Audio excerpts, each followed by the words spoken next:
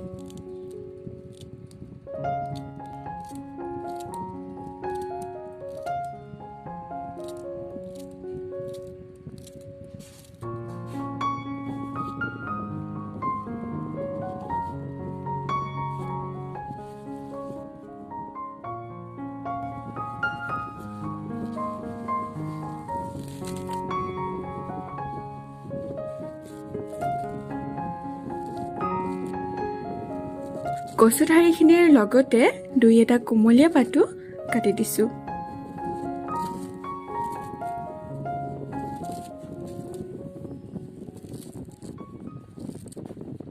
আটাইখিনি কাটি হোৱাৰ পাছত অলপ পানী লৈছো আৰু আটাইখিনি এবাৰ ভালদৰে ধুই ল'ম।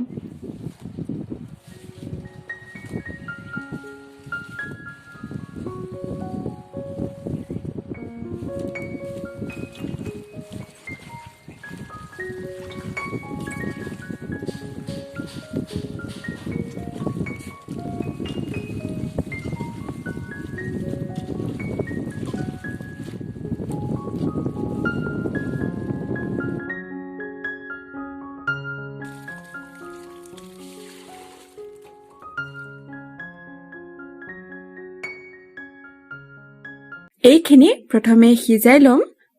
এতিয়া কুকাৰ এটা লৈছো আৰু আটাইখিনি ইয়াতে ভৰাই দিছো।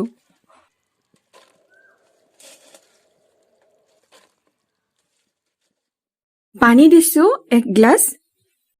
পানীখিনি দি এতিয়া কুকাৰৰ ঢাকনিখন বন্ধ কৰি দিছো আৰু গেছৰ ফ্লেম অন কৰি কুকাৰটো গেছত বহাই দিছো।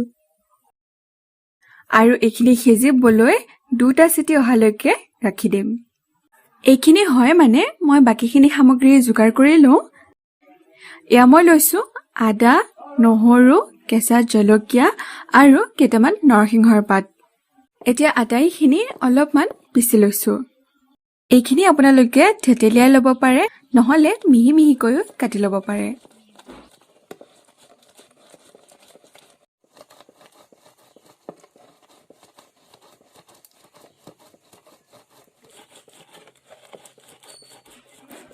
এইখিনি হৈ গৈছে। এতিয়া বাটি এটাত লৈ লৈছো আৰু এয়া কুকাৰৰ চিটি বাজিব লৈছে।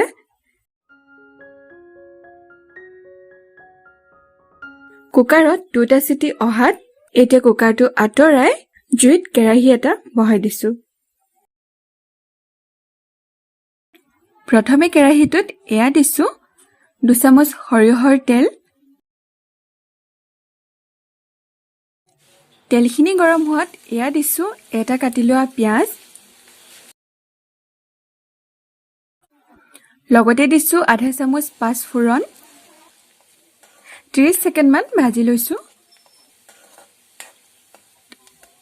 এতিয়া ইয়াতে আদা নহৰুৰ পেষ্টখিনিও দি দিছো। আদা নহৰুৰ কেঁচা গোন্ধ নোযোৱালৈ আটাইখিনি ভালদৰে লৰাই ল'ম।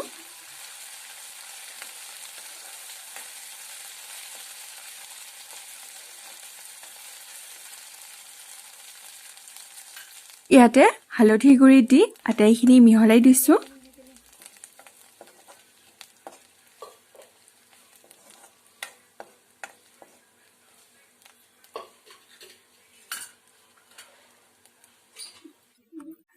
কুকাৰৰ ঢাকনিখন খুলি এয়া কচু ঠাৰিখিনি দেখাই দিছো। এয়া চাওক ধুনীয়াকৈ হৈ উঠিছে। এতিয়া আটাইখিনি কেৰাহীটোত দি দিছোঁ। আপোনালোকে দেখিছে মই ইয়াতে পানীখিনি দিয়া নাই। যদি আপোনালোকে অলপমান জুলীয়াকে নহ'লে তৰকাৰী খাব বিচাৰে তেতিয়াহ'লে ইয়াতে পানীখিনি দি দিব, আৰু যদি এক্সট্ৰা পানী লগা হয় তেতিয়াহ'লে আপোনালোকে ইয়াতে এড কৰিব। আৰু মনত ৰাখিব গৰম পানী দিলে বেছি ভাল।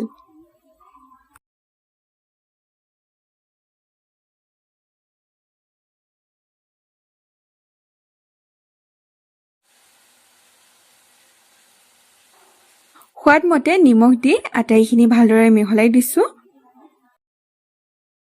যিহেতু মই কচু ঠাৰিখিনি আগতীয়াকৈ সিজাই লৈছোঁ, এতিয়া আৰু বেছি সিজাব নালাগে।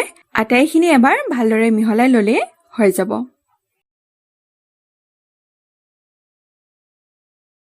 এয়া দেখিলেনে আপোনালোকে কচু ঠাৰিৰ ৰেচিপিটো কিমান সহজ।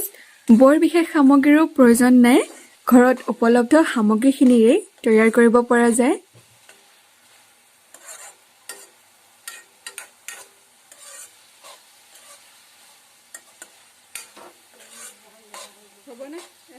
এয়া চাওক আটাইখিনি ভালদৰে মিহলাই ল'লো।